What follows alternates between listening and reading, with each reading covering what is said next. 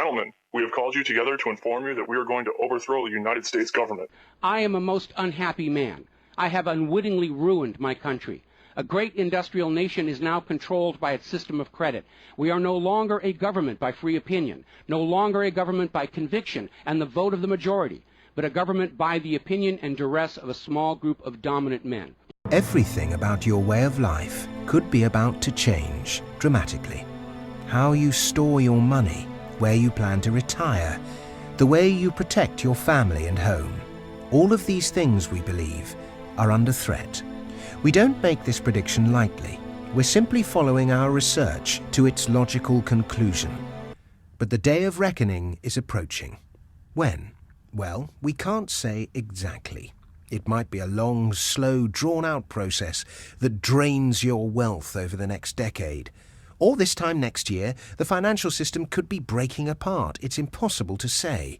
Now, I want to share a story with you, and this is actually an article that I wrote over the weekend called All Wars Are Bankers' Wars. And I went in, I did a lot of research. It's posted to the front page of whatreallyhappened.com. I understand it's already gone viral. It's being reposted around the web. Subservient to the bankers' wishes to keep certain history from you, just as the corporate media is subservient to Monsanto's wishes to keep the dangers of GMOs from you, and the global warming cult's wishes to conceal from you the fact that Earth has actually been cooling for the last 16 years. This is a quote from the London Times following Lincoln's issuance of the greenbacks. Quote, "If this mischievous financial policy, which has its origin in North America, shall become indurated down to a fixture, then that government will furnish its own money without cost. It will pay off debts and be without debt. It will have all the money necessary to carry on its commerce. It will become prosperous without precedent in the history of the world. The brains and wealth of all countries will go to North America. That country must be destroyed." No one will escape the fallout.